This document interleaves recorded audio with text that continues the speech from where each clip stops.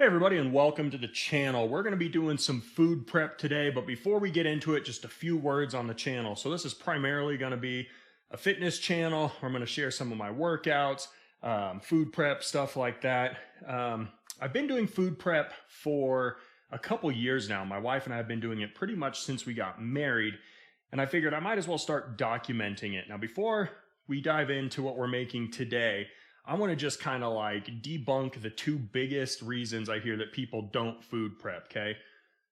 Number one is it's time consuming, and number two is that it's expensive. So, as far as time consuming goes, okay, I've done like 5 minutes of prep here just to make this kind of easier and more convenient to film. So, I've got a little bit of stuff set up back here.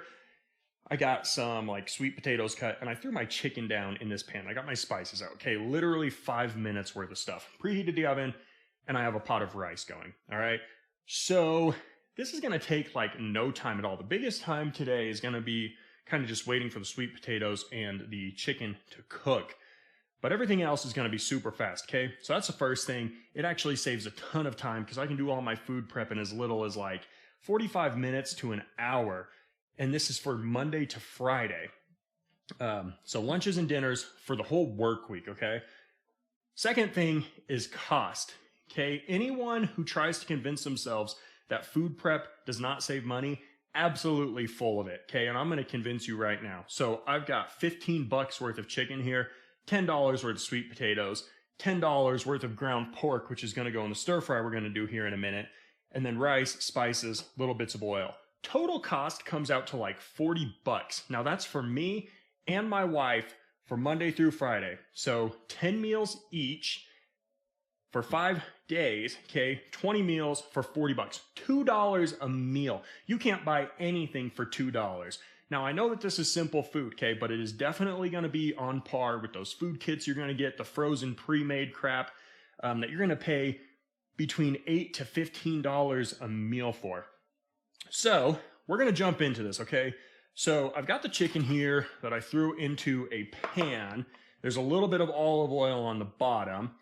And what we're going to do on top, this is super easy. We're going to throw down a little more olive oil. I am using chicken thighs, but you can just as easily use chicken breast if you want to keep this a little bit leaner. Now, while I do this, I'm going to get into a little bit of the reason I'm trying to get back on more. Now, I've been doing food prep, but sometimes, you know, it hasn't been always calorie conscious. It's been more convenient. I've chubbied up a little bit, and I'm trying to lose a little bit of weight, and I want to try and gain a little bit of strength. So I'm not super worried about necessarily counting the calories, counting the macros, all that sort of stuff. But I just want kind of cleaner foods that I can eat at work. And when I come home from work, I can either work out and then eat, or if I work out in the morning, I can just eat it and then get on with the rest of my evening. So nothing fancy. You can easily add greens to this, veggies, stuff like that. Frozen vegetables, you know, they contain all the exact same like nutrition as the fresh vegetables. They're just way more convenient. Okay, so on this chicken, I've got some chili powder. We're going to go in with some garlic powder here. And you can use pretty much whatever spices you want. Honestly, these are just kind of like the reliable spices that me and my wife like. Some red chili flakes. We're going to go in with an ass load of black pepper, because if you're not using that much, then it's really not worth using at all. And then some onion powder here. Be pretty generous with the seasonings, because a lot of people are not. Okay, now you see that? With all the yipping and yapping, that still took me like 3 minutes. This is done. This is literally ready for the oven, okay? So we've got the oven preheated. We're going to throw that in. Now the sweet potatoes are going to get a similar, albeit simpler, treatment. I've just got these quartered, little olive oil on there, mostly for flavor, as well as keep them from drying out. So this is like 8-10 pound sweet potato, something like that. Little bit of salt here. We don't want to overdo this very much because you can easily season these, season them to taste after they're cooked. This just allows a little bit of that seasoning to get in. So a little bit of pepper, salt, olive oil. We're going to throw that in the oven, and that's it. That is one meal done in literally like 5 minutes, okay? You can't tell me that's not saving you time. That's going to be either a lunch or a dinner for the whole upcoming work week, okay? Piece of cake, 5 minutes, in the oven and done. Now, while that cooks in there, we've got that just set to 350. Chicken will probably take 20 to 30 minutes, depending on how much you have. Sweet potatoes, probably a little bit longer. We'll just cook them until they're fork tender, though. We'll check them around the time we're going to pull the chicken out. We're going to move on to the next dish, which is going to be equally as simple, but a delicious dish my wife and I love, and that's going to be a pork stir fry, kind of like a Thai curried pork with basil, okay, and that's going to go with the rice. So I'm going to show you guys that meal is equally as easy. So let's check that out. All right, so for the stir fry, okay, and this is super simple. I've got the ingredients out right in front of me, okay? We're gonna need a little bit of vegetable oil. You could sub for olive oil if you feel so inclined.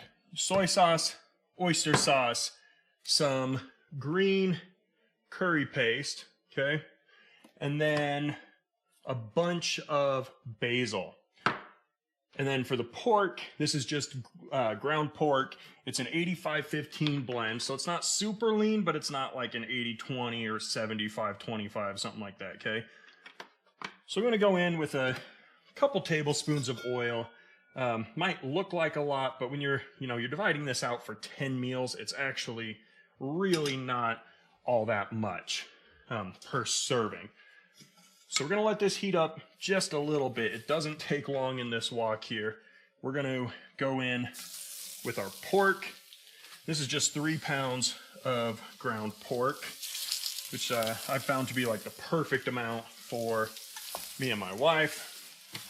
Always wash your hands between handling of raw foods and your spices, seasonings, things like that, okay? We'll break this down into the oil, and you can hear it pretty much just like immediately starts searing and cooking, okay? And you want this on a very high heat because you absolutely do want it to be cooking pretty quick. That's how you're gonna get some of that good flavor that you get from wok cooking. Okay, so kind of break that up just a little bit. Now the process here is really easy, okay? Once this starts to get browned a little bit, we're gonna hit it with a little bit of soy sauce, then the oyster sauce. We'll cook that a little bit to just kind of incorporate those kind of savory, salty flavors we've got. Then we'll go in with a very healthy amount of the curry paste.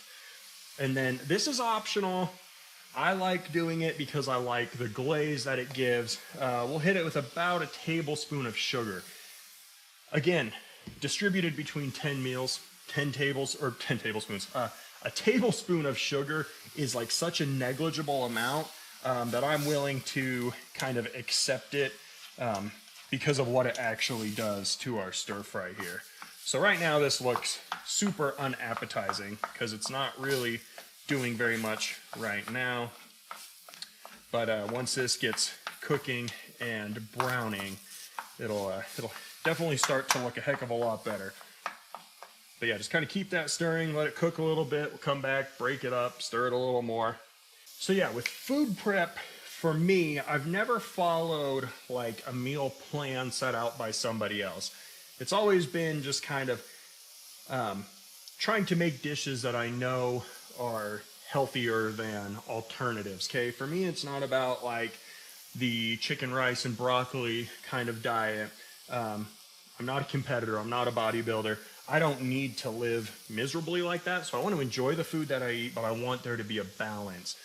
And when you don't plan for your meals, you're going to end up buying junk. You're going to compromise. This is a good way for me to make sure that I know exactly what I'm going to eat every day.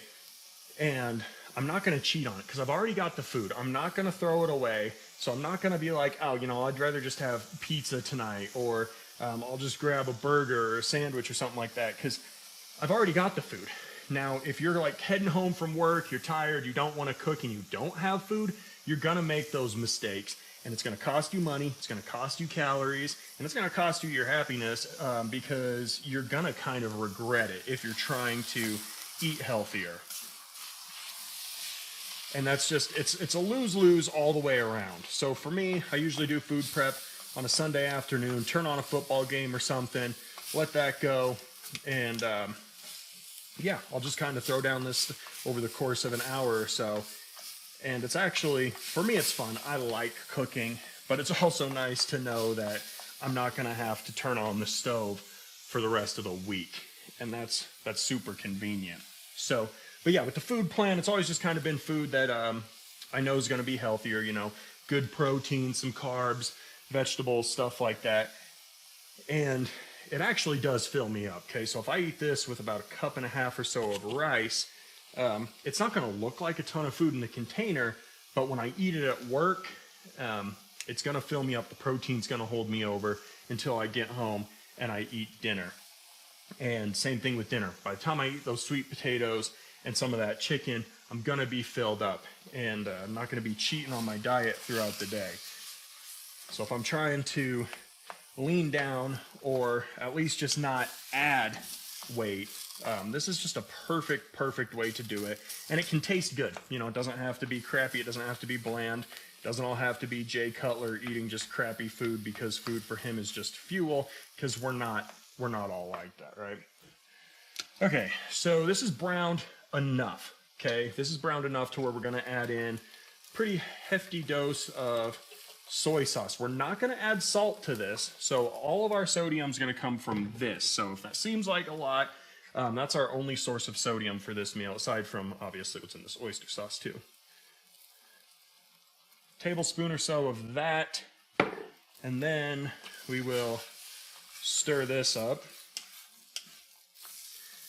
Okay, now already that looks infinitely better, and we haven't even gone in with our curry paste yet. And if you see food flying, that's the joys of wok cooking. You're gonna get splatter and stuff on your stove. So just be expecting that. Also, like the chicken, we're gonna go in with a healthy portion of black pepper. And now with our curry paste, we're gonna put in like 1/2 cup or so, because you really want that curry flavor. So it may look like a bit much, but by the time you incorporate it, it's not a huge amount, okay? Especially for 10 servings. Also, don't forget to stay hydrated while you cook.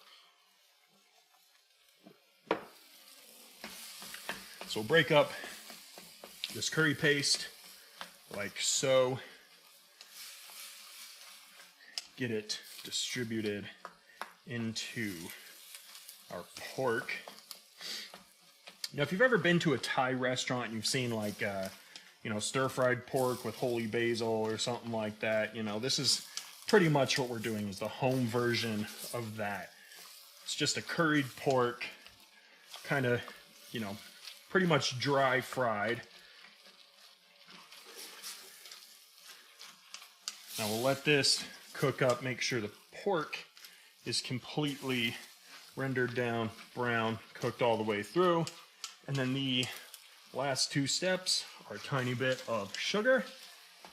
And then right when we pull it off of the heat, we will stir in our basil. You don't want the basil to cook in there necessarily. You want it to mildly wilt just to release the flavors, okay? So sugar, estimate that to be a tablespoon or so. Again, a little more, a little less, doesn't really matter, and you can in fact just leave that out completely. Okay, so we can hear that this is obviously pretty hot. It's getting seared pretty good in the pan, and also the residual heat is going to keep cooking this, so you don't want to overdo it. You don't want it dry. We're going to pull that from the heat.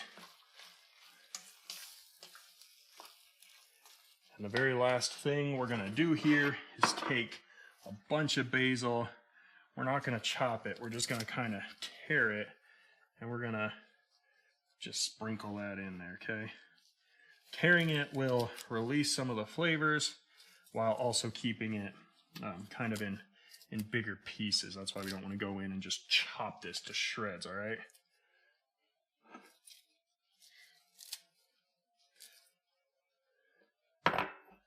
All right, make sure we get all of it in there. Stir this in, you'll see how fast it wilts. And I wish that you could smell the flavor of the basil as it's kind of just getting released from the heat here. It smells just absolutely incredible. And you guys, that's it. This stir fry is done. Absolutely no work. Anyone with any sort of competence in a kitchen can do this in like 5-10 minutes, absolutely tops. And like 6-7 ingredients. I mean, this stuff is so freaking easy. Man, if you're not food prepping, you're literally just wasting your own time and money. So that's done. We're gonna check. Chicken and the sweet potatoes are coming along. They've got a little bit of a ways to go, but for all practical purposes here, our prep's done. I mean, that's literally pretty much it. Again, I've got the rice. It's done. We're gonna do the rice with this curry. We're gonna do the sweet potatoes with the chicken. We're gonna throw those in some containers, and when this stuff's done, I'll get it all packaged up, and I'll show you guys the finished product and show you what that looks like. All right? Alrighty guys, so it's been about an hour, and these sweet potatoes are done. The chicken's done. Sweet potatoes really were the thing that took the most time, which is really not a big deal because while they were in the oven, I spent 5 minutes doing the dishes that I generated, which was not very much at all. The other nice benefit to doing your food prep like this is you're only making a couple meals, so you don't end up creating a ton of dishes. So you got 5 minutes of dishes, an hour sitting on my ass watching football. Stuff's in the oven, it kind of just finishes itself. And yeah, we're done. We've got our lunches and our dinners for next week. Now, they're not winning any awards for creativity or aesthetics here, but we've got carbs, we've got protein. This curry tastes awesome. It's super good. I tasted it when it was done. Chicken's chicken, sweet potatoes are sweet potatoes. I know it's going to be good. If you wanted to, you could easily add other veggies like I talked about, frozen veggies, whatever. If you wanted to throw something into the curry, you could do like green bells or green beans, bell peppers, onions, stuff like that. Get creative with it. There's no hard and fast rules. Adding veggies will keep minimal calories while adding more volume. But I know that this is going to fill me up. It's going to keep me full all day. I've got about, a cup and a half of rice or so. The carbs are going to fuel me. I'm on my feet most of the day, and the protein's going to keep me feeling full until I get home and I can hit a workout and or just come home and eat if I worked out in the morning. So there you guys have it. Literally like 10, 15, maybe 20 minutes of work by the time I did the dishes and stuff. And this is my portions. Already packaged up my wife's portions. She gets pretty much exactly what I'm eating as well. So as far as calories go, we're not really counting it all that much because what we're trying to do is not so much be super strict on a caloric level. We're just trying to be super strict with what we're consuming. We don't want to be snacking during the days. We don't want to be making bad decisions during the day. And so when I get up, I eat, eggs and oatmeal or something, I'm going to be fueled. I know I've got a good lunch. I know I've got a good dinner. I'm going to stay on my food prep, and I've made massive weight swings, all the way from like 215 to 270 pounds. And it all comes down to how dedicated you are to this. But yeah, look at this, $2 a meal, okay? We're talking $2 here, and that's, you can't buy that for $2. So that's going to be it, you guys. And I'm going to keep doing these food prep videos. Some of the food will get repeated and whatnot, but that's okay. I'm going to keep showing you just so you can follow along, see what I'm eating. That's it, you guys. $2 an hour. No big deal. Anybody can do that. I will see you guys in the next video. Thank you for watching.